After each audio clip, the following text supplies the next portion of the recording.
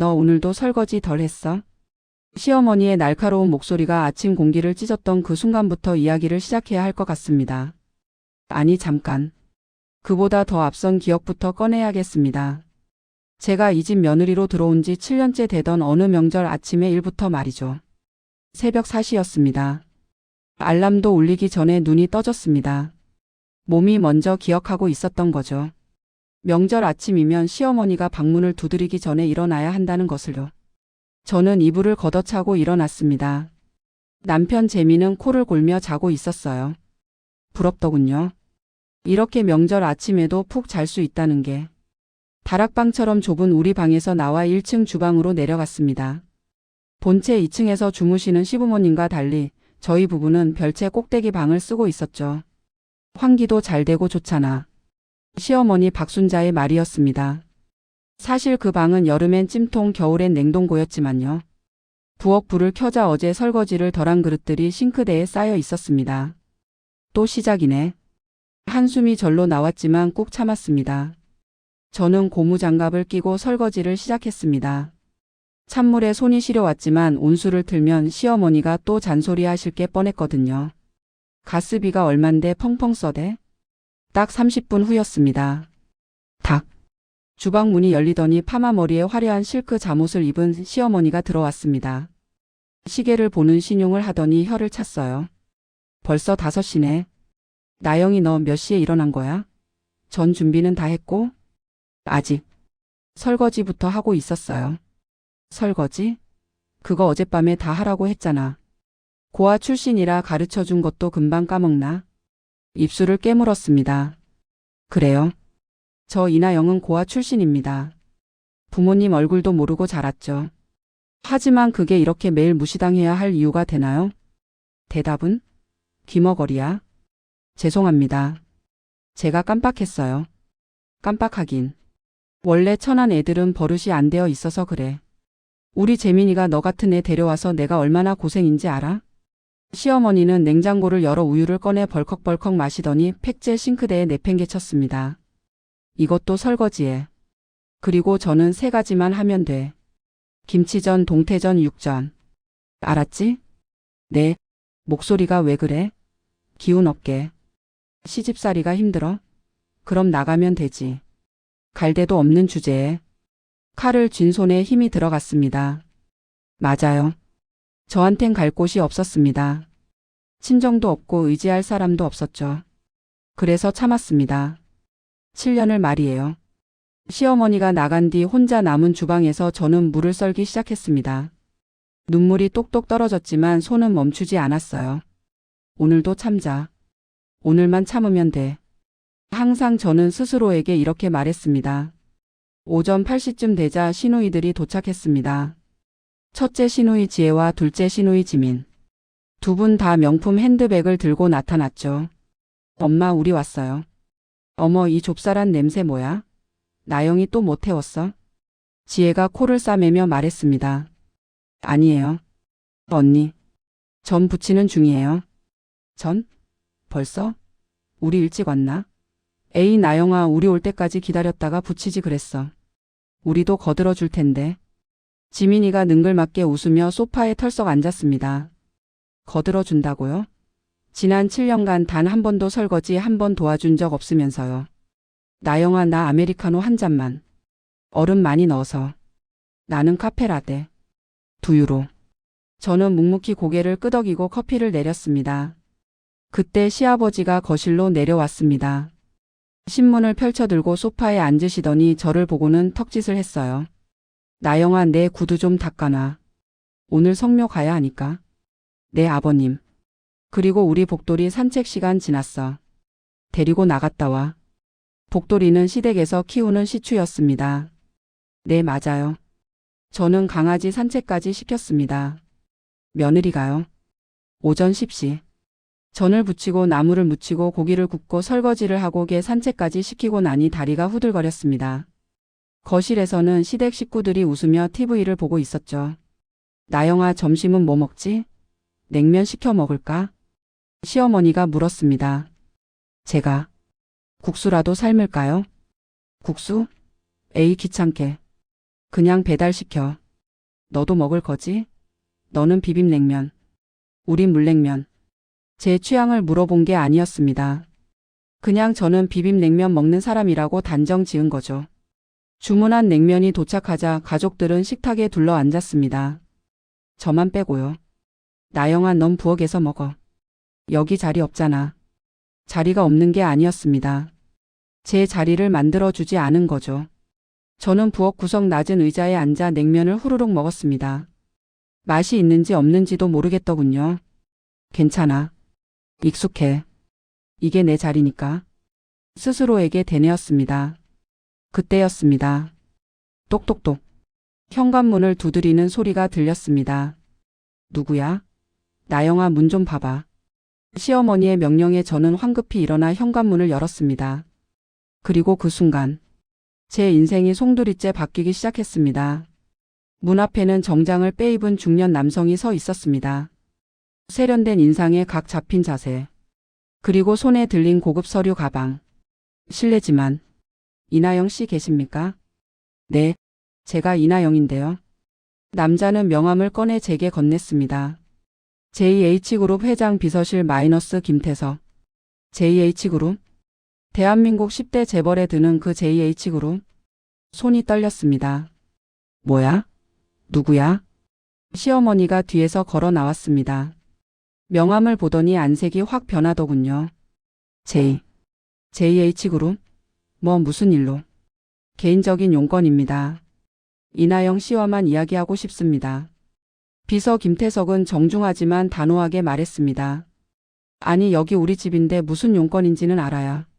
죄송하지만 기밀사항입니다. 시어머니의 얼굴이 일그러졌습니다. 김태석 비서는 저를 똑바로 바라보며 물었습니다. 이나영 씨, 혹시 이걸 가지고 계십니까? 그가 꺼내 보여준 건 사진이었습니다. 아이 신발 사진. 분홍색 운동화. 제 심장이 쿵 내려앉았습니다. 그건 제가 다락방 서랍 깊숙이 숨겨둔 그 신발이었습니다. 고아원을 나올 때 원장 수녀님이 주셨던 유일한 유품. 제가 버려질 때 신고 있었다던 그 신발. 이걸 어떻게? 역시 김태석 비서의 눈빛이 흔들렸습니다. 이나영 씨. 아니, 혹시 당신의 본명이 정윤서일 가능성은 없습니까? 정윤서? 저는 그 이름을 들어본 적이 없었습니다. 저는 고아 출신이라 본명이 압니다. 그래서 찾아온 겁니다. 김태석은 한 발짝 다가왔습니다. 이나영 씨, 27년 전 당신은 유괴당했습니다.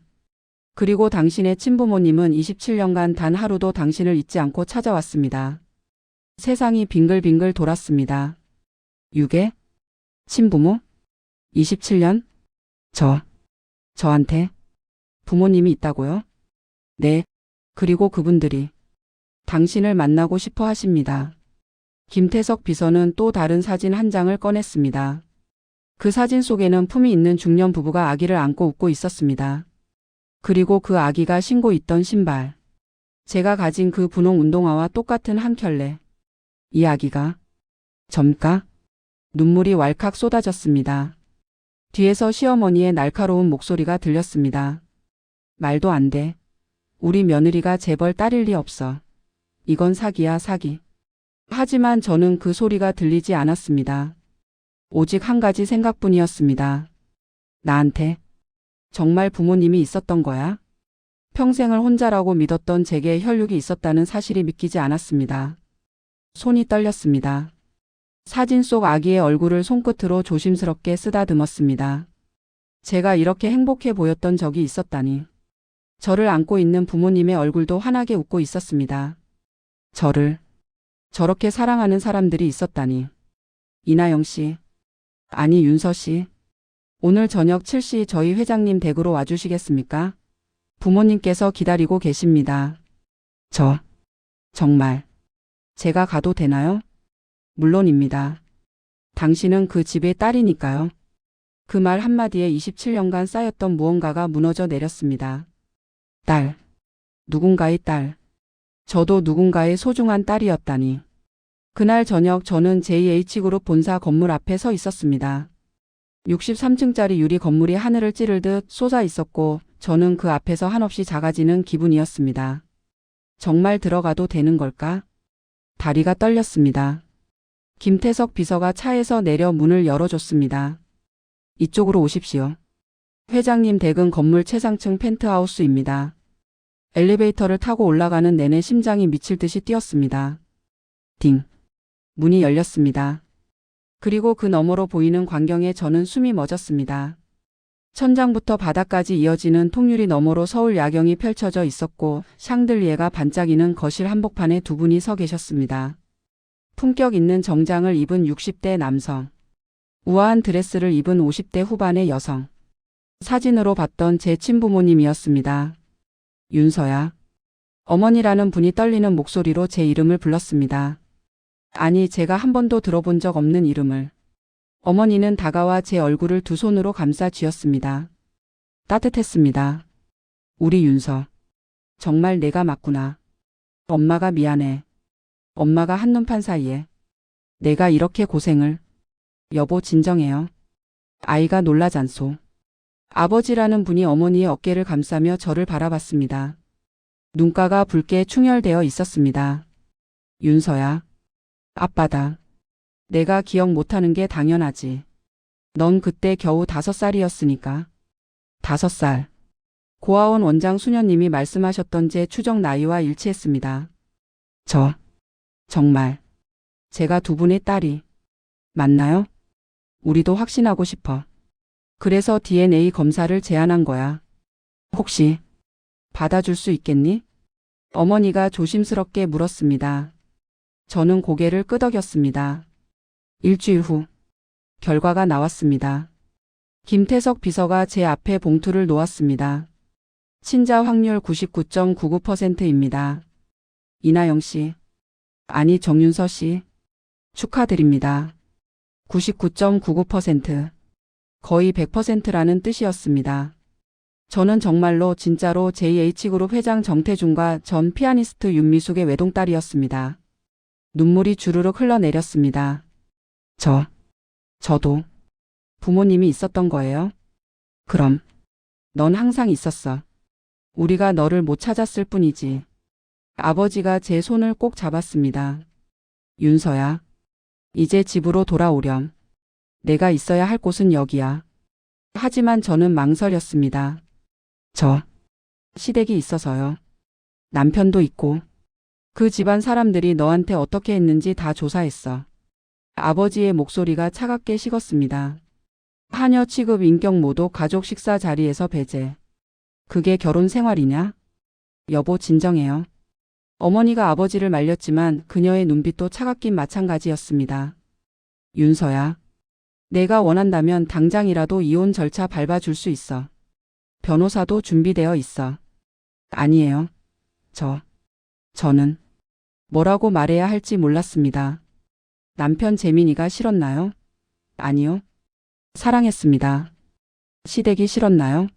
네, 정말 싫었습니다. 하지만 7년을 함께 산 시간이 있었습니다. 그냥 끝낼 수는 없었어요. 제가 먼저 시댁에 말씀드리고 싶어요.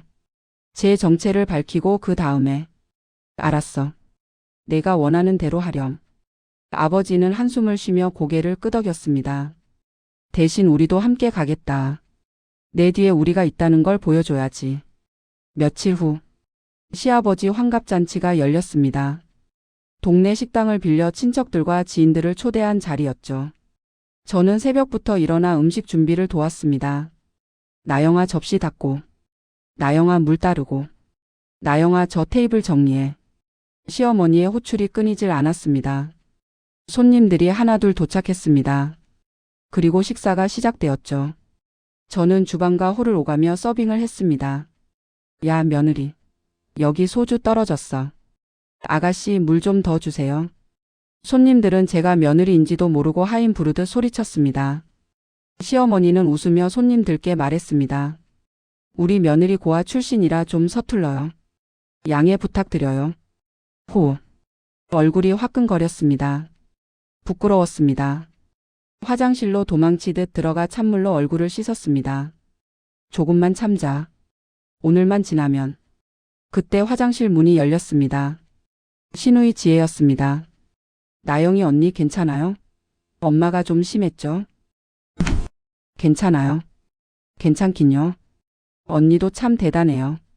나 같으면 진작 도망갔을 거예요. 지혜는 립스틱을 고쳐 바르며 말했습니다. 근데 언니 요즘 왜 자꾸 외출해요? 며칠 전에도 정장 입고 나가는 거 봤는데. 그냥 볼 일이 있어서요. 볼 일? 설마 바람 피우는 건 아니죠? 호. 농담처럼 던진 말이었지만 저는 움찔했습니다. 바람은 아니지만 시댁 몰래 친부모님을 만나고 있었으니까요. 그럼 저 나갈게요, 언니. 손님들 기다리니까. 지혜가 나가고 혼자 남았습니다. 거울 속 제 모습이 초라해 보였습니다. 이제 곧 끝이야. 조금만 더 참으면. 잔치가 무르익을 무렵이었습니다. 시어머니가 마이크를 잡고 멘트를 했습니다. 여러분, 오늘 우리 영감 환갑잔치에 와주셔서 감사합니다. 특히 양가 부모님들이 다 오셔서 더 뜻깊은 자리네요. 시어머니의 시선이 저를 향했습니다. 아, 우리 며느리 친정은 고아 출신이라 부모님이 안 계세요. 그래서 빈 의자가 하나 있네요. 호. 웃음소리가 들렸습니다. 동정 섞인 혹은 비웃음 섞인 웃음. 저는 고개를 숙였습니다. 너무 부끄러웠습니다. 왜 제게는 친정이 없을까? 왜 저는 혼자일까? 왜 저는? 그때였습니다. 짝짝짝. 느린 박수 소리가 들렸습니다. 홀 입구에서 한 남성이 걸어 들어오고 있었습니다. 정장을 빼입은 60대 남성. 뒤따라 우아한 드레스를 입은 여성. 그리고 그 뒤로 여러 명의 수행원들. 죄송합니다. 늦었네요. 남성이 말했습니다. 홀이 순식간에 조용해졌습니다. 손님들이 수근거렸습니다. 저 사람 JH그룹 회장 아냐? 정태준 회장? 왜 여기에? 시어머니의 얼굴이 하얗게 질렸습니다. 회장님? 어떻게? 아버지. 아니, 정태준 회장은 빈 의자로 걸어가 앉았습니다. 그리고 저를 바라보며 미소 지었습니다. 제 딸 친정 자리니까요. 당연히 와야죠. 쿵. 시어머니가 들고 있던 와인잔이 바닥에 떨어져 산산조각 났습니다. 와인잔이 바닥에 떨어져 깨지는 소리가 홀 전체에 울려 퍼졌습니다. 콰드득. 시어머니 박순자는 굳은 표정으로 제자리에 얼어붙어 있었습니다. 다른 손님들도 숨을 죽였습니다. JH그룹 정태준 회장. 대한민국 10대 재벌 중 하나. 그 양반이 왜 이런 평범한 환갑잔치에 나타난 거죠? 회장님. 정말 회장님이십니까? 시아버지가 부들부들 떨며 일어났습니다. 저는 해성산업 대표 이철수입니다. JH그룹과 3차 하청 거래를 하고 있는. 알고 있습니다. 아버지는 냉정하게 대답했습니다. 그래서 왔습니다. 제 딸의 시댁이라고 해서요. 딸이라고요? 홀이 웅성거리기 시작했습니다. 정 회장 딸이 누구야? 설마. 모든 시선이 저에게로 쏠렸습니다. 저는 그저 고개를 숙이고 서 있을 뿐이었습니다. 어머니 윤미숙이 제 옆으로 걸어왔습니다. 그리고 제 손을 꼭 잡았습니다. 여러분 소개하겠습니다. 제 딸 정윤서입니다. 쿵쿵쿵. 제 심장 소리가 귀청을 때렸습니다. 27년 전 유괴당해 잃어버렸던 제 딸을 이제야 찾았습니다. 그동안 제 딸이 이 집에서 많은 보살핌을 받았다고 들었습니다. 감사합니다. 어머니의 말투는 공손했지만 눈빛은 차가웠습니다. 보살핌이라는 단어에 아이러니한 강조가 실려 있었죠. 그게 저희가. 시어머니가 말을 더듬었습니다. 그녀의 얼굴은 새하얗게 질려 있었습니다. 하지만 말씀만으로는 믿기 어렵죠. 홀 한쪽에서 누군가 말했습니다. 시댁 친척 중 한 명이었습니다. 유전자 검사라도 하셨습니까? 요즘 사기꾼들도 많은데. 당연히 했습니다. 김태석 비서가 앞으로 나왔습니다. 서류 봉투를 꺼내 펼쳐 보였습니다. 서울대학교 의과대학 법의학교실에서 실시한 DNA 검사 결과입니다. 친자 확률 99.99%. 서류가 돌려 보여졌습니다. 손님들이 웅성거렸습니다. 진짜네. 대박. 그럼 나영이가 재벌 딸이었어? 신우이 지혜와 지민의 얼굴이 파랗게 질렸습니다. 자기들이 그동안 함부로 대했던 올케가 알고 보니 재벌 영예였다니. 하지만 DNA만으로는 부족합니다. 아버지가 말했습니다. 제가 가장 확실한 증거를 보여드리겠습니다. 아버지는 수행원에게 손짓했습니다. 수행원이 조심스럽게 유리 케이스를 들고 왔습니다. 그 안에는 작은 신발 한 켤레가 들어 있었습니다. 분홍색 운동화. 낡고 빛바랬지만 정성스럽게 보관된 흔적이 역력했습니다. 이건 제 딸 윤서가 유괴당하던 날 신고 있던 신발입니다. 범인이 한 짝을 현장에 버리고 갔죠. 경찰이 찾아준 한 짝을 우리 부부는 27년간 이렇게 보관해 왔습니다. 어머니의 목소리가 떨렸습니다. 그리고 일주일 전 제 딸이 가지고 있던 다른 한 짝을 발견했습니다. 저는 가방에서 낡은 보자기를 꺼냈습니다. 떨리는 손으로 보자기를 풀자 똑같이 빛바랜 분홍색 운동화 한 짝이 나왔습니다. 이건 제가 고아원에서 나올 때 원장 수녀님이 주신 유일한 유품이에요. 내가 왔을 때 신고 있었다고 하셨어요. 아버지가 유리 케이스를 열었습니다. 그리고 두 신발을 나란히 놓았습니다. 딱 맞았습니다. 완벽한 한 켤레였습니다. 심지어 왼쪽 신발 옆면에 있는 작은 얼룩까지 똑같았습니다. 이건 우연이 아니야. 한 손님이 중얼거렸습니다. 진짜 한 켤레네. 홀이 숙연해졌습니다. 27년 전 헤어진 부모와 딸이 각자 한 짝씩 간직하고 있었다는 사실이 모두의 가슴을 뭉클하게 만들었습니다. 그렇군요. 정말 축하드립니다. 시어머니가 억지로 미소를 지으며 말했습니다. 나영이. 아니 윤서가 이렇게 좋은 집안 딸이었다니. 우리도 몰랐어요. 그동안 잘못 대한 거 있으면 용서해 주세요. 갑자기 태도가 180도 바뀌었습니다. 윤서야 그동안 고생 많았지? 어머니가 몰라서 그랬어. 이제부터는 우리 집 귀한 며느리로 모실게. 귀한 며느리? 방금 전까지 고아 주제애라고 하던 사람이요? 속이 울렁거렸습니다. 그리고 회장님 사모님. 저희 집안이 보잘것없지만 윤서를 정말 사랑합니다. 앞으로도 잘 부탁드립니다. 시어머니는 연신 허리를 굽신거렸습니다. 그 모습이 처음에는 낯설었습니다. 저를 개만도 못하게 대하던 사람이 이렇게 비굴해질 수 있다니. 하지만 곧 이해가 됐습니다. 시아버지 회사는 JH그룹의 3차 하청업체. 만약 저와의 관계가 틀어지면 계약이 끊길 수도 있다는 계산이었겠죠. 그래요. 앞으로 잘 부탁드립니다. 아버지는 차갑게 대답했습니다. 그의 눈빛에는 지켜보고 있겠다는 경고가 담겨 있었습니다. 잔치가 끝나고 집으로 돌아왔습니다. 남편 재민은 침대에 앉아 멍하니 벽만 바라보고 있었습니다. 재민아. 윤서야. 아니 나영이야. 뭐라고 불러야 하지? 그의 목소리가 떨렸습니다. 너 정말 재벌 딸이었어? 응. 나도 오늘까지 몰랐어. 거짓말이었습니다. 일주일 전부터 알고 있었지만 차마 말할 수가 없었습니다. 그럼 지난 7년은 뭐였어? 무슨 말이야? 너는 재벌 딸이면서 왜 우리 집에서 그렇게 살았어? 왜 참았어? 왜 말하지 않았어? 재민의 목소리가 커졌습니다. 너 때문에 나 완전 바보 됐잖아. 고아 출신 아내 뒷바라지 한답시고 엄마한테 얼마나 쪽팔렸는데. 근데 알고 보니 너는 나보다 훨씬 잘 사는 집 딸이었어? 재민아 그게 무슨 말이야? 솔직히 배신감 들어. 왜 진작 말 안 했어? 재민은 머리를 쥐어뜯었습니다. 저는 어이가 없었습니다. 제가 고아라서 무시했으면서 이제 와서 왜 말 안 했냐고요? 너 지금 내가 일부러 숨긴 것처럼 말하는 거야? 아니 그게 아니라. 나도 오늘 알았어. 나도 충격받았다고. 근데 왜 내가 피해자처럼 구는데? 그러니까. 재민은 말을 잇지 못했습니다. 그제야 알았습니다. 이 사람은 절 사랑했던 게 아니라 자기보다 약한 사람을 보호하는 우월감을 즐겼던 거라는 걸. 고아 출신 아내를 둔 자상한 남편. 그 이미지가 자기 자존감을 세워줬던 거죠. 하지만 제가 알고 보니 재벌 딸이라니 그 우월감이 무너진 겁니다. 나 방 좀 바꿨으면 좋겠어. 뭐? 여기 너무 좁잖아.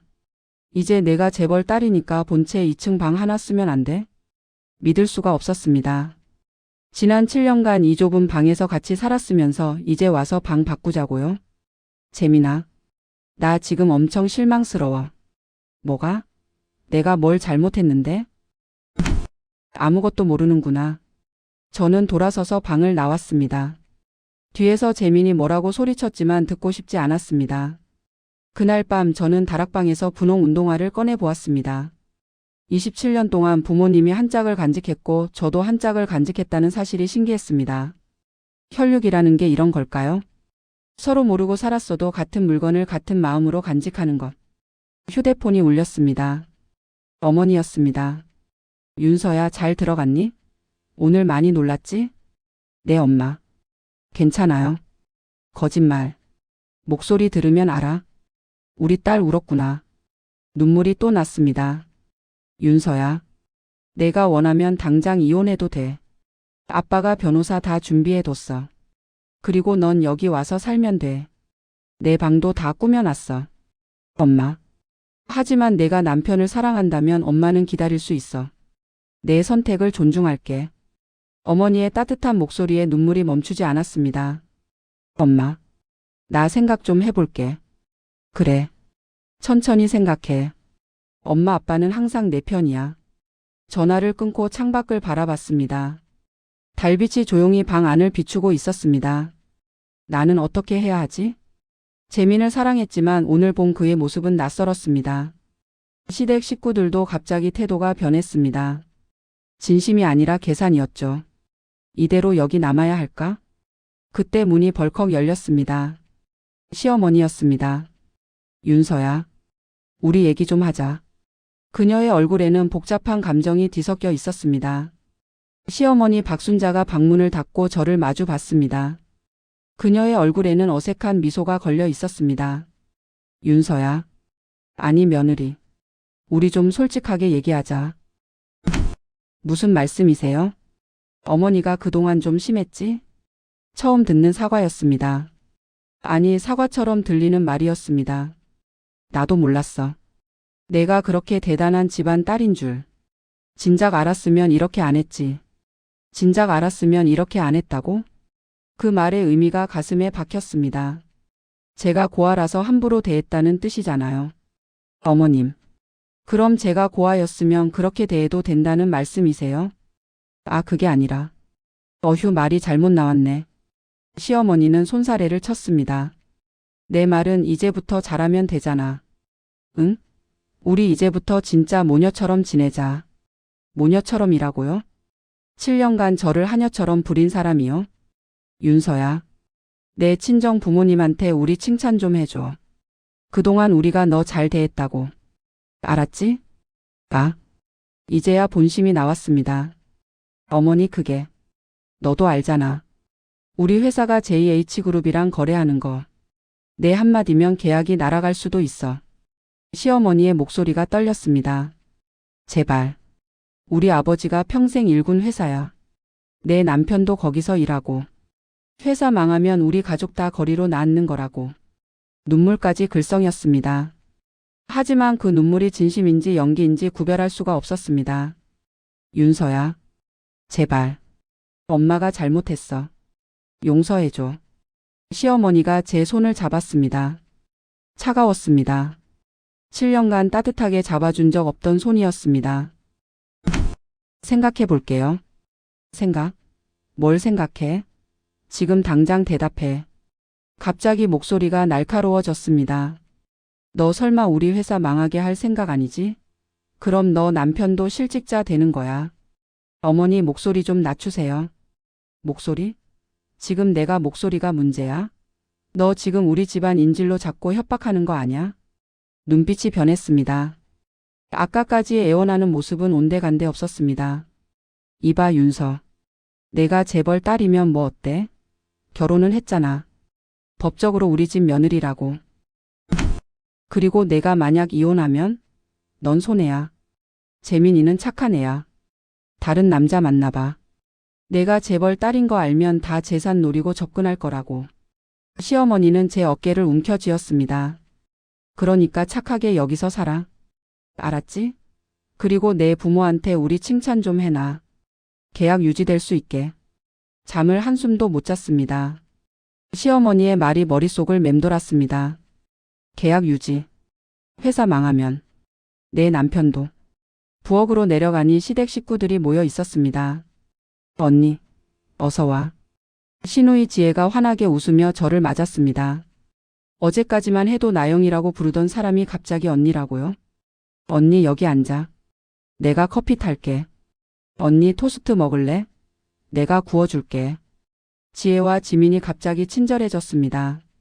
아니, 친절한 척하고 있었습니다. 윤서야, 어젯밤에 엄마랑 얘기 잘했지? 시아버지가 신문을 접으며 물었습니다. 우리 가족 됐으니까 이제부터 편하게 지내자. 응? 모두가 저를 보며 미소 지었습니다. 하지만 그 미소 뒤에 숨은 계산이 보였습니다. 재벌 딸이니까 잘해주는 거구나. 회사 계약 때문에 비위 맞추는 거구나. 속이 울렁거렸습니다. 며칠 후였습니다. 저는 친정에 가기 위해 외출 준비를 하고 있었습니다. 어디가? 시어머니가 문을 벌컥 열고 들어왔습니다. 친정에 잠깐 다녀올게요. 친정? 또? 어제도 갔다 왔잖아. 어머니 부모님이 보고 싶으시대요.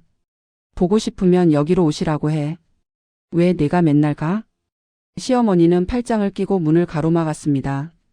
혹시 우리 험담하러 가는 거 아냐? 무슨 말씀이세요?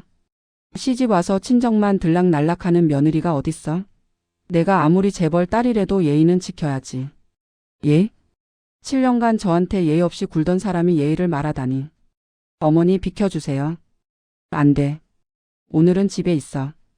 왜요? 오늘 재민이 회사 실적 발표 있잖아. 며느리가 집에서 기다려줘야지. 말도 안 되는 핑계였습니다. 저는 시어머니를 피해 문 밖으로 나갔습니다. 야, 이윤서. 어디가? 시어머니가 제 팔을 붙잡았습니다. 너 지금 나 무시하는 거야? 시어머니 말 안 듣고? 손 놓으세요. 안 놓아. 너 오늘 친정 가서 우리 험담할 거잖아. 계약 끊으라고 할 거잖아. 시어머니의 눈이 충혈되어 있었습니다. 공포에 질린 눈이었습니다. 회사가 망할지도 모른다는 두려움. 하청업체에서 잘리면 빚더미에 앉을지도 모른다는 공포. 그게 그녀를 이렇게 만든 겁니다. 어머니, 저 그런 거 안 해요. 제발 놓아주세요. 거짓말. 내 얼굴에 다 쓰여 있어. 너 우리 집안 망하길 바라지? 그런 거 아니라니까요. 그때 남편 재민이 나타났습니다. 엄마 뭐 하는 거야? 재민아, 내 마누라가 친정 가서 우리 험담하려고 해. 엄마 그게. 너도 가만 있을 거야? 회사 망하면 넌 어떡하려고. 재민은 저를 봤습니다. 그리고 한숨을 쉬었습니다. 나영아. 아니 윤서야. 오늘은 집에 있을 수 없어? 재민아 너마저. 제발. 엄마 진정시킬 때까지만. 응? 저는 어이가 없었습니다. 남편마저 시어머니 편이었습니다. 결국 저는 현관문을 박차고 나왔습니다. 뒤에서 시어머니가 소리 지르는 게 들렸지만 돌아보지 않았습니다. 택시를 타고 친정으로 갔습니다. 펜트하우스 문을 열자 어머니가 달려왔습니다. 윤서야, 왜 이렇게 얼굴이 상해 있어? 엄마. 저는 어머니 품에 안겨 울었습니다. 그동안 참았던 게 터진 겁니다. 무슨 일이야? 누가 우리 딸 울렸어? 아버지도 걱정스러운 얼굴로 다가왔습니다. 저는 그간의 일을 다 털어놨습니다. 시어머니가 협박한 것, 남편이 편들지 않은 것, 회사 계약 때문에 저를 인질로 잡는 것. 뭐라고? 아버지의 얼굴이 일그러졌습니다. 감히 내 딸을 협박해? 여보 진정해요. 어머니가 아버지를 말렸습니다. 윤서야, 내 생각은 어때? 그래도 그 집에 남고 싶어? 모르겠어요. 남편은? 재민 씨를 사랑해? 모르겠어요. 사랑했는데 이제는. 목이 메였습니다. 그럼 됐어. 아버지가 말했습니다. 확실하지 않으면 떠나는 거야. 사랑이 확신이 없으면 결혼 생활은 지옥이야. 하지만 아빠. 윤서야. 넌 더 이상 참을 필요 없어. 내게는 이제 든든한 친정이 있어. 우리가 있어. 아버지가 제 손을 꼭 잡았습니다. 내일 변호사가 그 집에 갈 거야. 이혼 협의서 들고. 그리고 아버지의 눈빛이 차갑게 식었습니다. 해성산업과의 계약은 즉시 종료한다. 회장님, 김태석 비서가 놀라 말했습니다. 그럼 해성산업은 부도날 겁니다. 매출의 70%가 저희 하청인데. 알아? 그래서 하는 거야. 아버지는 냉정하게 말했습니다. 내 딸을 협박하고 인질로 잡는 집안에 돈 벌게 해줄 생각 없어. 다음 날 아침, 시댁 초인종이 울렸습니다. 시어머니가 문을 열자 정장을 빼입은 변호사 2명이 서 있었습니다. 실례합니다. 법무법인 정의 소속 변호사 박준혁입니다. 이윤서 씨의 대리인으로 왔습니다. 변호사? 시어머니의 얼굴이 하얗게 질렸습니다. 이혼 협의서입니다. 이재민 씨 확인해 주시겠습니까? 서류가 건네졌습니다. 재민은 멍하니 서류를 받아들었습니다. 이혼. 나영이가 이혼하겠다고? 정윤서 씨입니다. 본명으로 불러주시기 바랍니다. 변호사는 차갑게 정정했습니다. 그리고 하나 더 전달 사항이 있습니다. 또 다른 서류가 나왔습니다. JH그룹과 해성산업 간의 하청 계약 해지 통보서입니다. 오늘자로 효력이 발생합니다. 쿵. 시아버지가 주저앉았습니다. 계약 해지. 우리 회사. 끝났어. 안 돼. 안 돼. 시어머니가 비명을 질렀습니다. 윤서야. 윤서야. 나와. 우리 얘기하자. 하지만 저는 그 자리에 없었습니다. 이미 친정으로 돌아간 뒤였습니다. 3일 후 시댁에서 전화가 왔습니다. 재민이었습니다. 윤서야. 우리 만나서 얘기 좀 하자. 할 말 있어? 당연하지. 우린 부부잖아. 이렇게 끝날 순 없어. 한숨이 나왔습니다. 좋아. 만나자. 약속 장소는 시댁 근처 카페였습니다. 재민은 이미 와 있었습니다. 수척해진 얼굴, 푹 꺼진 눈. 나영. 아니 윤서. 그는 어색하게 웃으며 제 이름을 불렀습니다. 앉아. 저는 마주 앉았습니다. 잠시 침묵이 흘렀습니다. 이혼. 정말 할 거야? 응. 단호하게 대답했습니다. 왜? 내가 뭘 잘못했어? 진심으로 모르는 거야? 나는 널 사랑했어. 7년 동안 너랑 살면서 행복했다고. 그래. 넌 행복했겠지. 저는 차가운 아메리카노를 한 모금 마셨습니다. 난 지옥이었어. 그게 무슨. 재민아.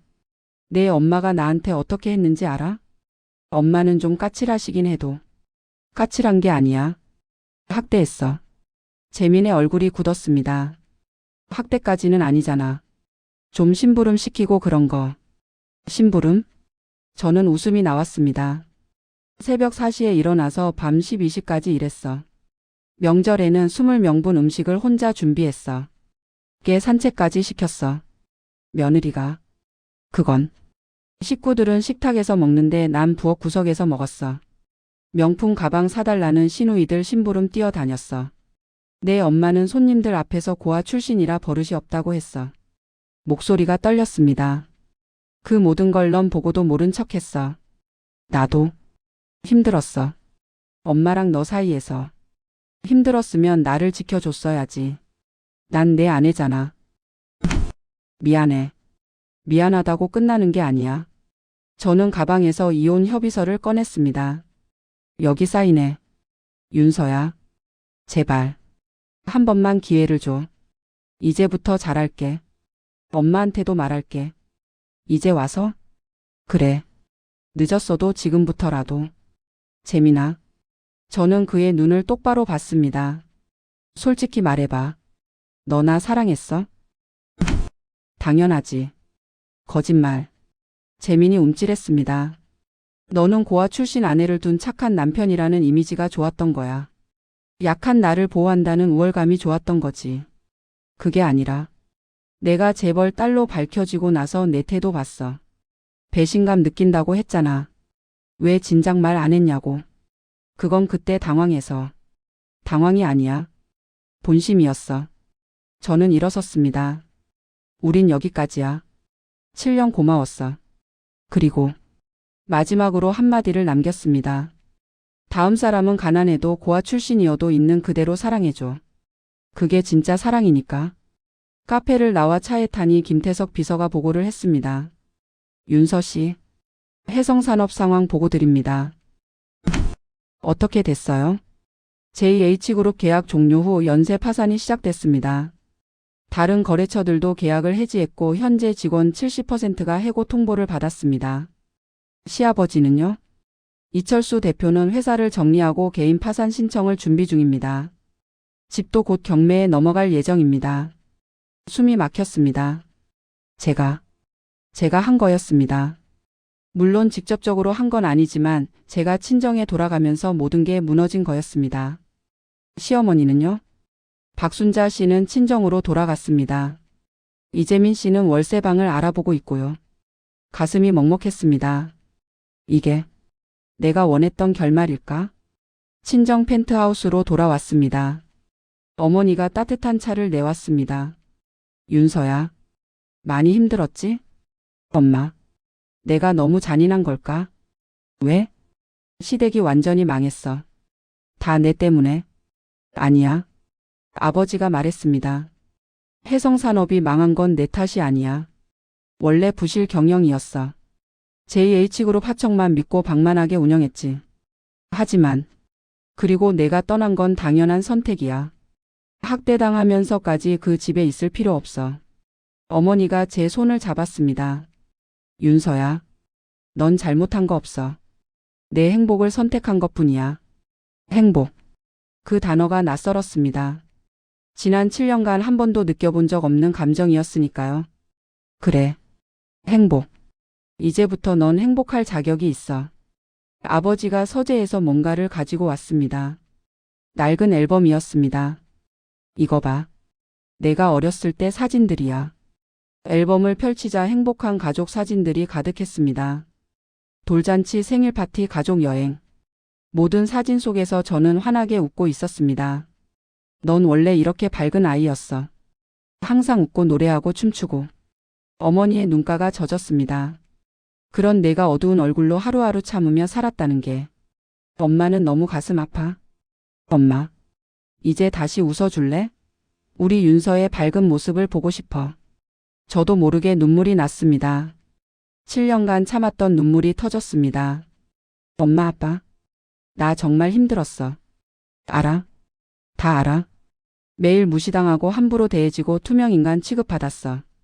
이제 안 그래. 이제 넌 우리 집 공주야. 아버지와 어머니가 저를 꼭 안아줬습니다. 따뜻했습니다. 평생 그리워했던 이 온기. 바로 이게 가족이구나. 며칠 후 아버지 회사에 출근했습니다. 여러분 소개하겠습니다. 저희 딸 정윤서 상무입니다. 임원회의에서 아버지가 저를 소개했습니다. 앞으로 복지재단 이사장을 맡을 예정입니다. 박수 소리가 울렸습니다. 긴장됐습니다. 하지만 두렵지는 않았습니다. 이제 제 뒤에는 든든한 가족이 있었으니까요. 회의가 끝나고 제 사무실로 갔습니다. 넓고 깔끔한 사무실. 창 밖으로 서울 시내가 한눈에 보였습니다. 책상 위에는 명패가 놓여 있었습니다. 정윤서 상무. 제 진짜 이름. 손으로 명패를 쓰다듬었습니다. 이나영은 이제 없습니다. 고아 출신으로 숨죽이며 살던 그 여자는 사라졌습니다. 이제 저는 정윤서입니다. JH그룹의 외동딸이자 상무. 당당하게 제 이름으로 살아갈 겁니다. 그때 노크 소리가 들렸습니다. 상무님 첫 일정입니다. 고아원 방문 일정이 잡혔습니다. 고아원이요?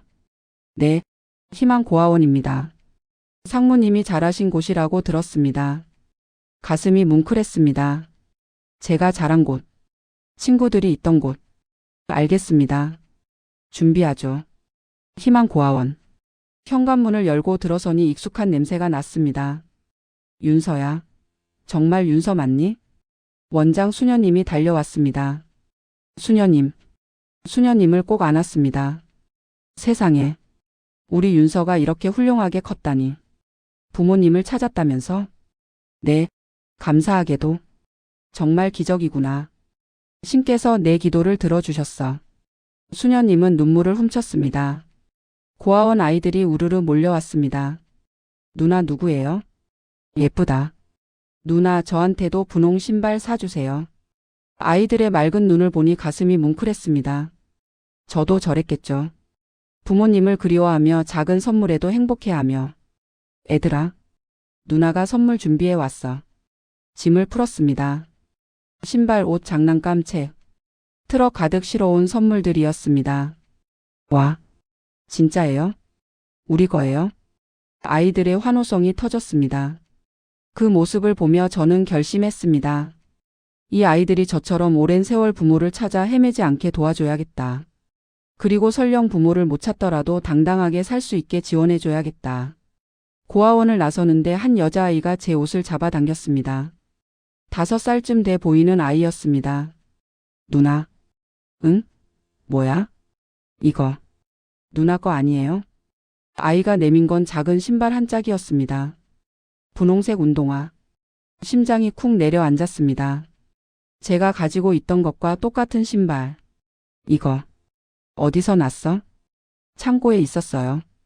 27년 전에 누나가 버리고 간 거래요. 수녀님이 다가왔습니다. 맞아. 윤서가 올 때 양쪽을 다 신고 왔는데 한 짝이 너무 더러워서 버렸지. 근데 다른 한 짝은 깨끗해서 주웠거든.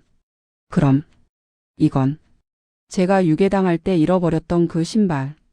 범인이 버린 한 짝이 고아원까지 온 거였습니다. 가져가렴. 내 거니까. 신발을 받아들었습니다. 이제 양쪽이 다 모였습니다. 부모님이 보관한 한 짝, 제가 간직한 한 짝, 그리고 고아원에 남겨진 한 짝. 3개의 조각이 모여 하나의 이야기가 완성됐습니다. 제가 버려진 아이가 아니라 잃어버린 아이였다는 증거. 제게도 저를 평생 찾아 헤맨 부모가 있었다는 증거. 눈물이 주르륵 흘렀습니다. 고마워. 아이를 꼭 안아줬습니다. 누나 덕분에 내 과거를 찾았어. 한 달 후, 이혼 조정 기일이 잡혔습니다. 법원 조정실에서 재민과 마주 앉았습니다. 그의 옆에는 시어머니 박순자가 앉아 있었습니다. 윤서야, 정말 이혼할 거야? 재민이 마지막으로 물었습니다. 응. 재산 분할 청구할 거야? 아니. 재민과 조정위원이 놀란 표정을 지었습니다. 난 내 재산 필요 없어. 그냥 깨끗하게 헤어지고 싶어. 그럼 위자료는? 그것도 필요 없어. 시어머니의 얼굴에 안도의 빛이 스쳤습니다. 하지만 저는 아직 말을 끝내지 않았습니다. 대신 조건이 하나 있어. 조건? 공개 사과. 뭐? 박순자 씨. 그동안 저를 학대한 것에 대해 공개적으로 사과하세요. 시어머니의 얼굴이 굳었습니다. 학대? 내가 언제? 증거 있어요. 김태석 비서가 노트북을 열었습니다. 화면에는 시댁집 안 곳곳이 보였습니다. 이건 CCTV? 제가 시댁에 있을 때 몰래 설치했어요. 제 방, 주방, 거실. 영상이 재생됐습니다. 시어머니가 저를 하녀처럼 부리는 장면. 나영아 설거지 안 했어? 고아 주제에. 명절날 20명분 음식을 혼자 준비하는 장면. 내가 뭐 대단한 줄 알아? 친정도 없는 것이. 식탁에서 쫓겨나 부엌 구석에서 밥 먹는 장면. 여기 자리 없어. 넌 부엌에서 먹어. 영상이 끝나자 조정실이 조용해졌습니다. 조정위원이 시어머니를 쳐다봤습니다. 이게 사실입니까? 시어머니는 입술을 떨었습니다. 이건 명백한 가정 내 학대입니다. 형사 고소도 가능한 사안이에요. 조정위원의 말에 시어머니가 파랗게 질렸습니다. 고소는 안 할 거예요. 제가 말했습니다. 대신 공개 사과만 하세요. SNS에 그리고 언론에. 그건 안 돼. 시어머니가 소리쳤습니다. 내가 왜 공개적으로 사과를 해? 창피하잖아. 창피한 건 저예요. 제 목소리가 떨렸습니다. 7년간 창피했어요. 고아라서 친정이 없어서 매번 무시당하고 비교당했어요. 그건 이제 박순자 씨도 그 기분을 느껴보세요. 시어머니는 고개를 떨구고 있었습니다. 이혼 조정이 끝나고 며칠 후 저는 마지막으로 시댁을 방문했습니다. 짐을 챙기러 온 겁니다. 대문을 열고 들어서니 집이 텅 비어 있었습니다. 가구들이 다 나갔고 벽에는 경매 공고가 붙어 있었습니다. 왔구나. 시어머니가 나타났습니다. 쓸쓸한 얼굴이었습니다. 짐 챙기러 왔어. 응. 다락방으로 올라갔습니다. 제가 7년간 살던 좁은 방. 이제는 텅 비어 있었습니다. 윤서야. 시어머니가 문 앞에 섰습니다. 미안하다. 첫 번째 진심 어린 사과였습니다. 내가 고아라서 함부로 대해도 된다고 생각했어. 근데 그게 잘못이었어. 알아요. 우리 집이 망한 건 내 탓이야. 내 탓이 아니야. 시어머니는 바닥에 주저앉았습니다. 나는 원래 가난한 집 출신이야. 결혼해서 중산층이 됐지. 그게 자랑스러웠어. 그래서 너를 무시한 거야. 나보다 못한 사람을 찾아서 우월감을 느끼려고. 시어머니는 눈물을 흘렸습니다. 근데 알고 보니 넌 나보다 훨씬 높은 사람이었어. 그게 무서웠어. 무서워요?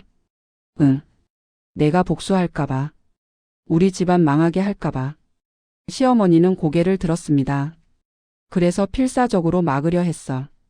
근데 결국 막지 못했네. 저는 한숨을 쉬었습니다. 어머니, 제가 복수한 게 아니에요. 뭐? 회사가 망한 건 원래 경영이 부실해서예요. JH그룹 하청만 믿고 방만하게 운영했잖아요. 하지만 그리고 저는 어머니가 벌 받길 바랐던 게 아니에요. 그냥 인정받고 싶었어요. 목이 메었습니다. 한 번이라도 수고했어 고마워라는 말 듣고 싶었어요. 며느리가 아니라 사람으로 대우받고 싶었어요. 시어머니는 말이 없었습니다. 늦었지만 수고했어. 그리고 고마웠어. 내가 없었으면 우리 집안이 돌아가지 않았을 거야. 내가 모든 걸 해줬어. 시어머니는 고개를 숙였습니다. 미안해. 그리고 고마웠어. 저는 짐을 들고 방을 나왔습니다. 더 이상 할 말이 없었습니다. 계단을 내려오는데 시누이들이 기다리고 있었습니다. 지혜와 지민이었습니다. 언니. 응. 그동안 미안했어. 지혜가 고개를 숙였습니다. 우리도 언니 함부로 대했어. 그게 잘못인 줄 알면서도. 나도 미안해. 지민도 고개를 숙였습니다. 언니가 재벌 딸이어서 사과하는 거 아니야. 진심으로 미안해. 저는 한숨을 쉬었습니다. 나도 미안해. 너희 집안을 이렇게 만들어서. 아니야. 원래 우리 집이 문제 많았어. 지혜가 씁쓸하게 웃었습니다. 엄마도 우리도 언니를 사람으로 안 봤어. 그냥 편한 가정부처럼 생각했지. 이제라도 알았으면 됐어. 저는 시누이들을 안아줬습니다. 건강하게 살아. 그리고 다음에 만나는 사람들한테는 잘해줘. 언니도 행복해. 현관문을 나서는데 재민이 나타났습니다. 나영. 아니 윤서야. 응. 진짜 끝인 거야? 응. 끝이야. 후회 안 해? 후회? 저는 재민을 똑바로 봤습니다. 7년이 아깝긴 해. 근데 후회는 안 해. 왜? 덕분에 배웠거든. 뭘? 사랑은 조건이 없어야 한다는 걸. 신분이나 집안 배경이 아니라 사람 자체를 봐야 한다는 걸. 재민은 고개를 숙였습니다. 나는 널 제대로 사랑하지 못했구나. 응. 그래서 끝나는 거야. 다음 사람은 잘 만나. 너도. 저는 돌아섰습니다. 뒤돌아보지 않았습니다. 7년간 살던 집을 떠나는 건 쉬운 일이 아니었지만 필요한 일이었습니다. 일주일 후 시어머니의 공개 사과문이 올라왔습니다. 전 며느리에게 사과드립니다. 저는 7년간 며느리를 학대했습니다. 고아 출신이라는 이유로 무시하고 하녀처럼 부리고 인격적으로 모욕했습니다. 이는 명백한 잘못이었습니다. 늦었지만 진심으로 사과드립니다. 그리고 이 글을 보는 모든 시어머니들께 말씀드립니다. 며느리는 하인이 아닙니다. 소중한 가족입니다. 집안 배경이나 학벌이 아니라 사람 자체를 존중해 주세요. 마이너스 박순자 올림. 댓글이 수천 개 달렸습니다. 용기 있는 사과네요. 시집살이 문화가 정말 문제예요. 며느리도 누군가의 소중한 딸입니다. 저는 기사를 읽으며 복잡한 감정이 들었습니다. 시원하기도 하고 씁쓸하기도 했습니다. 이게 내가 원했던 결말일까? 그날 저녁 아버지와 저녁을 먹었습니다. 윤서야, 어때? 시원해? 잘 모르겠어요. 복잡하구나. 네, 시원하긴 한데 뭔가 허전해요. 아버지는 와인을 한 모금 마셨습니다. 복수는 원래 그래. 네? 복수해도 시원하지 않아. 빈 공간만 남지. 진짜 승리는 복수가 아니야. 행복해지는 거지. 아버지는 제 손을 잡았습니다. 윤서야, 이제 시댁은 잊어. 그리고 내 인생을 살아. 제 인생. 그래. 내가 하고 싶은 일, 내가 만나고 싶은 사람들, 내가 이루고 싶은 꿈. 아버지는 미소 지었습니다. 그게 진짜 복수야. 널 무시했던 사람들 앞에서 행복하게 사는 거. 그 말이 가슴에 와닿았습니다. 그래. 이제 나를 위해 살아야지. 6개월 후. JH그룹 4옥 31층. 제 사무실 책상 위에는 복지재단 이사장 정윤서라는 명패가 놓여 있었습니다. 똑똑. 이사장님, 오늘 일정 확인 부탁드립니다. 비서가 들어왔습니다. 네, 말씀하세요. 오전 10시 희망고아원 장학금 전달식. 오후 2시 여성 쉼터 개소식. 오후 5시. 비서가 멈칫했습니다. 해성산업 이철수 대표 면담 요청이 들어왔습니다. 시아버지요? 네, 긴급하게 뵙고 싶다고 합니다. 한숨이 나왔습니다. 이혼한 지 6개월이 지났는데 아직도 연락이 오다니. 알겠습니다. 시간 잡아주세요. 오후 5시. 이철수 전 대표가 사무실로 들어왔습니다. 6개월 전과는 완전히 다른 모습이었습니다. 값비싼 정장 대신 낡은 점퍼. 반질반질하던 얼굴은 수척해졌고 머리는 반백이 되어 있었습니다. 윤서야. 아니, 이사장님. 앉으세요. 시아버지는 소파에 조심스럽게 앉았습니다. 찾아와서 미안하다. 무슨 일로 오셨어요? 다름이 아니라 부탁이 있어서. 부탁이요? 시아버지는 서류 봉투를 꺼냈습니다. 해성산업 재건 사업 계획서야. JH그룹에서 다시 한번 기회를 주시면. 안 됩니다. 단호하게 잘랐습니다. 윤서야. 제발. 우리 회사 직원들이 70명이야. 다들 해고되고 거리로 내몰렸어. 그건 제 책임이 아니에요. 알아? 내 경영 실패야. 근데 한 번만 기회를 줘. 시아버지는 고개를 숙였습니다. 내 시어머니도 재민이도 다 알바 뛰면서 생활비 벌고 있어. 나도 택시 운전 시작했어. 제발. 우리 가족 좀 살려줘. 저는 창밖을 봤습니다. 서울 시내가 한눈에 보였습니다. 살려달라. 그 말이 낯설지 않았습니다. 제가 7년간 속으로 외쳤던 말이었으니까요. 저 좀 살려주세요. 사람으로 대해주세요. 이사장님. 제발입니다. 시아버지가 무릎까지 꿇었습니다. 내가 잘못했어. 내가 우리 집에서 고생한 거 다 알아. 미안해. 일어나세요. 안 일어나. 대답 들을 때까지. 아버님. 저는 시아버지를 똑바로 봤습니다. 제가 시댁에 있을 때 한 번이라도 저를 지켜주셨나요? 그건. 시어머니가 저를 학대할 때 아버님은 신문만 보고 계셨어요. 미안하다. 미안하다고 끝나는 게 아니에요. 제 목소리가 떨렸습니다. 아버님은 가장이잖아요. 집안의 부당한 일을 바로잡아야 할 사람이었어요. 알아? 다 내 잘못이야. 기회를 주고 싶어도 못 줘요. 왜? JH그룹은 제 회사가 아니에요. 아버지 회사예요. 제가 사적으로 거래선을 정할 수 없어요. 시아버지의 얼굴이 절망으로 일그러졌습니다. 그럼 끝이구나. 하지만 응? 다른 방법은 있어요. 저는 서랍에서 명함 하나를 꺼냈습니다. 여기 중소기업진흥공단이에요. 재기 지원 프로그램이 있어요. 재기 지원? 파산한 기업인들을 위한 제도예요. 저금리 대출, 경영 컨설팅, 판로 지원까지 해줘요. 진짜? 네. 여기 담당자 소개해 드릴게요. 아버님이 직접 노력하셔야 해요. 시아버지는 명함을 받아들었습니다. 윤서야, 전 도와줄 수 없어요. 하지만 길은 알려드릴게요. 나머지는 아버님 몫이에요. 시아버지는 눈물을 흘렸습니다. 고맙다. 정말 고맙다. 그리고 아버님. 응? 다음에 며느리 맞으시면 딸처럼 아껴주세요. 시아버지는 고개를 끄덕였습니다. 그날 저녁, 백화점에 들렀다가 우연히 재민을 마주쳤습니다. 그는 편의점 유니폼을 입고 있었습니다. 윤서야. 재민아. 여기서 일해? 응. 편의점 야간 알바. 재민은 어색하게 웃었습니다. 회사 망하고 취직이 안 되더라. 그래서 알바라도. 그렇구나. 너는? 잘 지내? 응. 잘 지내. 침묵이 흘렀습니다. 윤서야. 미안해. 갑자기? 7년간. 너를 지켜주지 못해서. 재민의 눈가가 붉어졌습니다.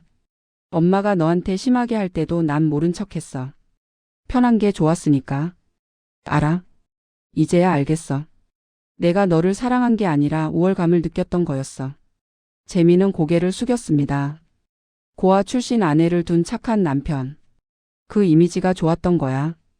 근데 넌 알고 보니 나보다 높은 사람이었고. 재민아. 응? 나도 미안해. 뭐? 너한테 진짜 나를 보여주지 못해서. 항상 눈치 보고 숨기고 참기만 했어. 그건 우리 집안 분위기 때문이잖아. 아니야. 내가 용기가 없었던 거야.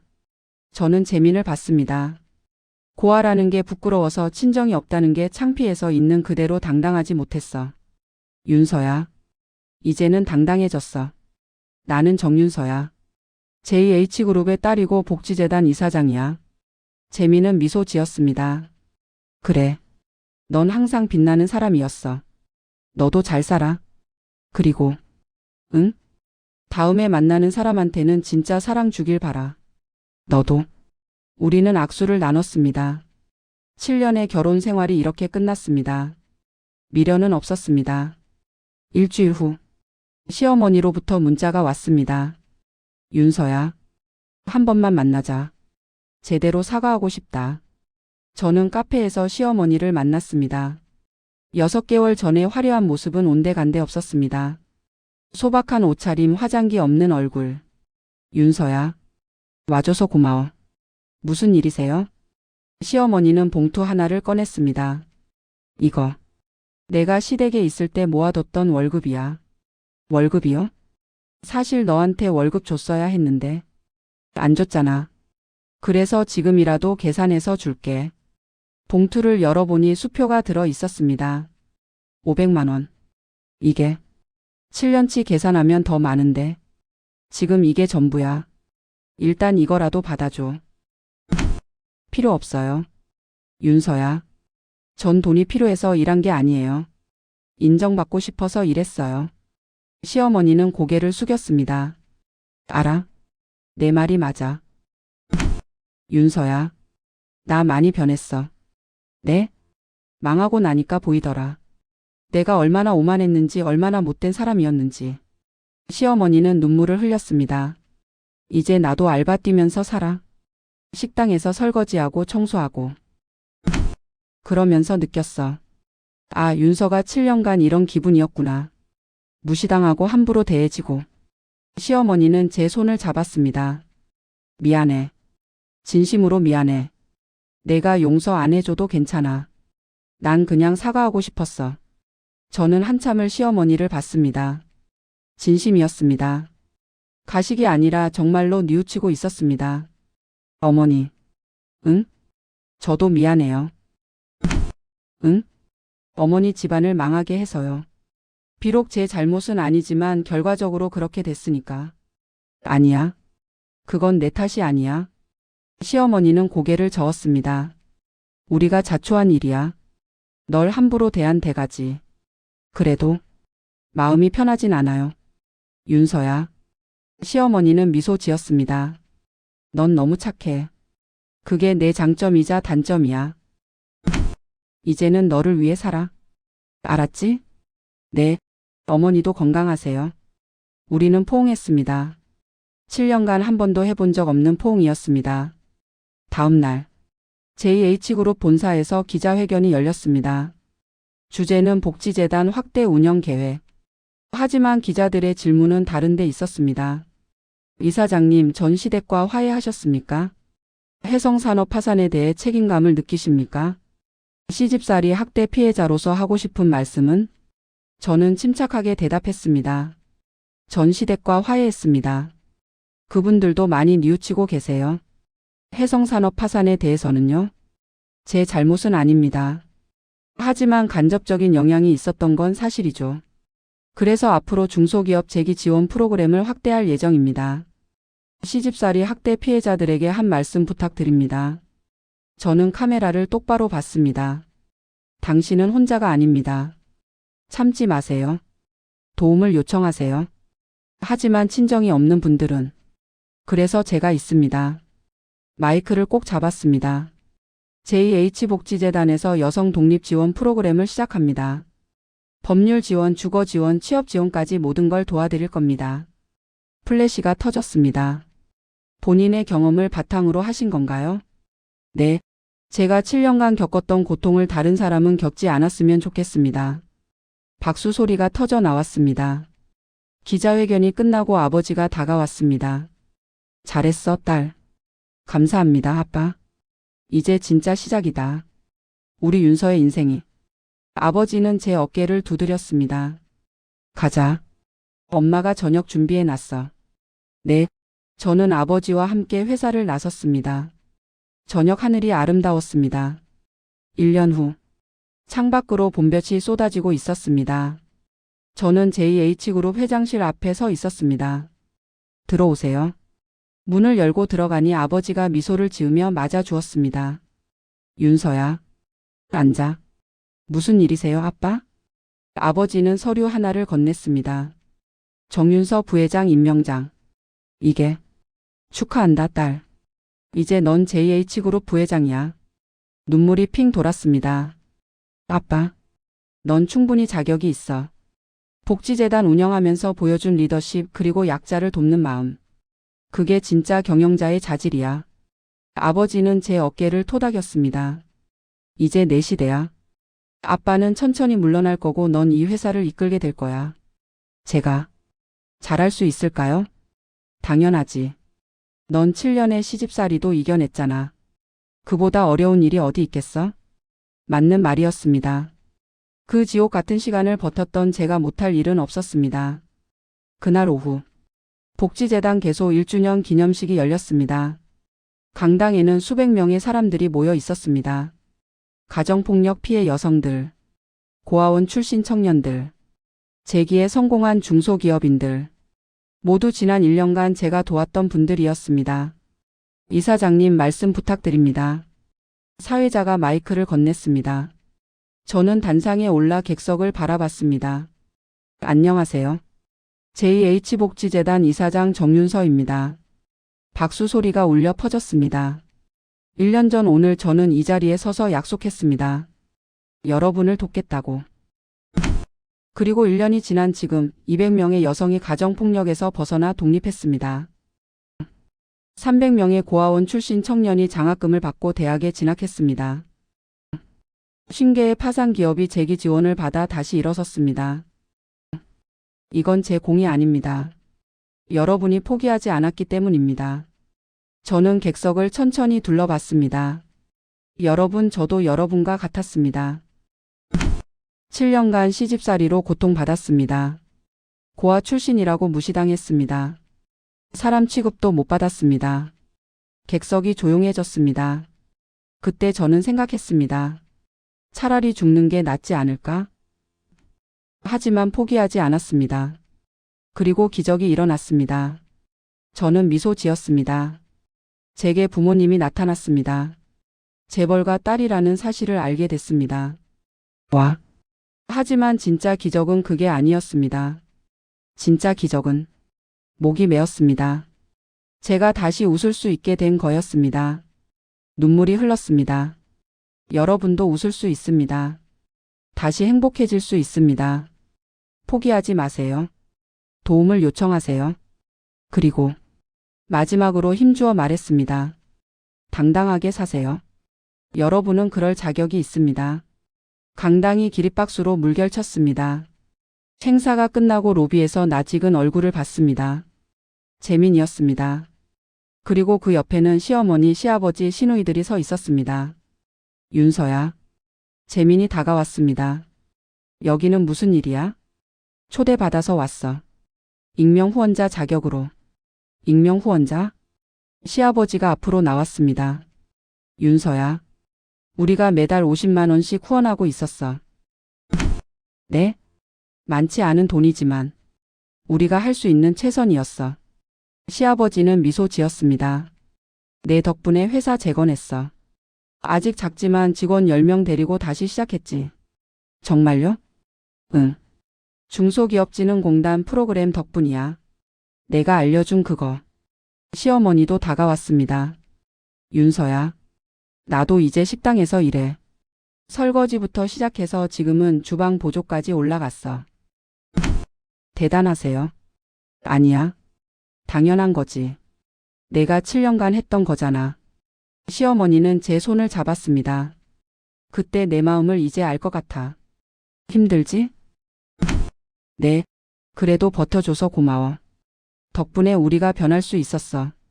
시누이들도 인사했습니다. 언니, 우리도 취직했어. 진짜? 어디? 작은 회사지만 열심히 일하고 있어. 지혜가 웃었습니다. 언니 덕분에 배웠어. 돈이나 집안 배경이 중요한 게 아니라 사람이 중요하다는 걸. 재민이 마지막으로 말했습니다. 윤서야. 나도 변했어. 응? 편의점 알바하면서 깨달았어. 나도 한때는 무시받았던 사람들 중 하나였다는 걸. 재민은 진지한 눈빛이었습니다. 이제는 알아. 사람을 신분이나 배경으로 판단하면 안 된다는 걸. 다행이다. 너 덕분이야. 고마워. 우리는 악수를 나눴습니다. 앙금은 없었습니다. 서로 용서하고 새로운 출발을 하고 있었습니다. 그날 밤 친정집 거실에서 어머니와 차를 마셨습니다. 윤서야. 행복해? 네, 엄마. 너무 행복해요. 다행이다. 어머니는 제 손을 잡았습니다. 27년 동안 너를 못 지켜줘서 미안해. 아니에요, 엄마. 아니야. 엄마가 한눈 팔지 않았으면 넌 유괴당하지 않았을 거야. 어머니의 눈가가 젖었습니다. 엄마. 그건 엄마 잘못이 아니에요. 윤서야. 전 오히려 감사해요. 뭐? 그 모든 고통이 있었기에 지금의 제가 있는 거잖아요. 저는 미소 지었습니다.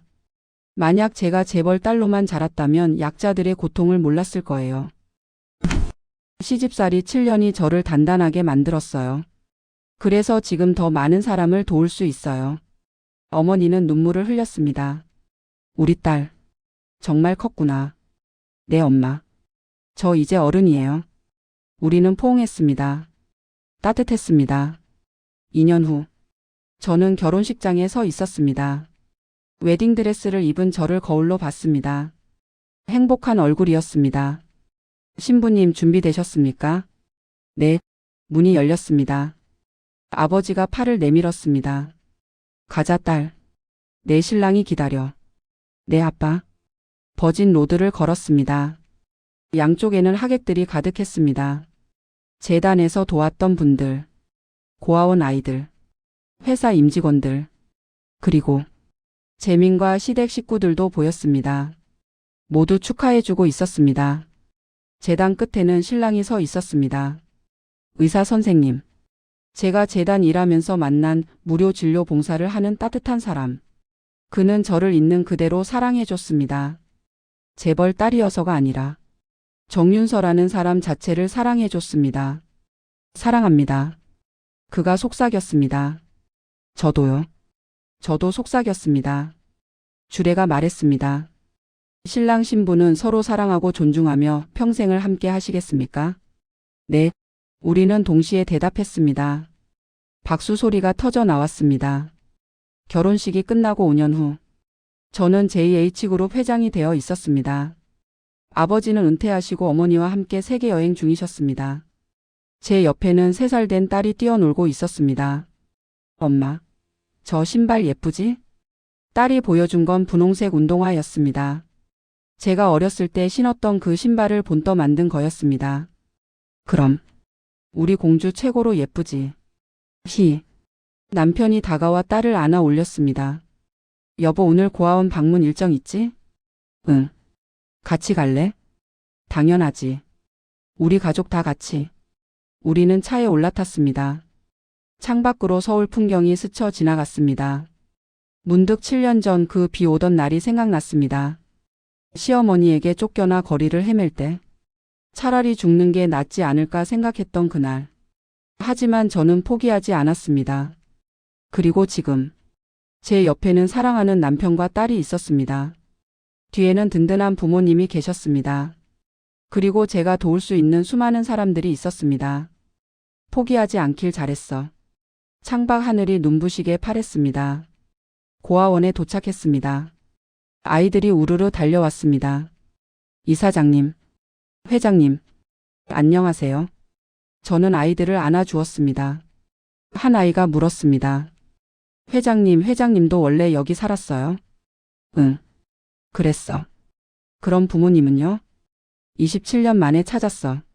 진짜요? 우와. 아이의 눈이 반짝였습니다. 그럼 저도 나중에 부모님 찾을 수 있어요? 저는 아이의 머리를 쓰다듬었습니다. 그럴 수도 있고 아닐 수도 있어. 네? 하지만 중요한 건 그게 아니야. 그럼 뭐예요? 내가 행복하게 사는 거야. 부모가 있든 없든 내가 당당하게 사는 게 중요해. 아이는 고개를 끄덕였습니다. 저도 회장님처럼 될 거예요. 그래. 넌 할 수 있어. 저는 아이를 꼭 안아주었습니다. 그리고 하늘을 올려다봤습니다. 고마워요. 저를 포기하지 않게 해주셔서. 그리고 이 모든 고통이 누군가를 돕는 힘이 되게 해주셔서. 바람이 불었습니다. 따뜻한 봄바람이었습니다. 제 입가에 미소가 번졌습니다.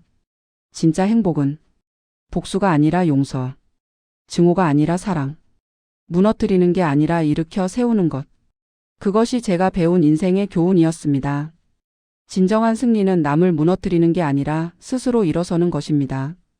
그리고 일어선 자는 넘어진 사람을 일으켜 세워야 합니다. 그것이 진짜 행복입니다.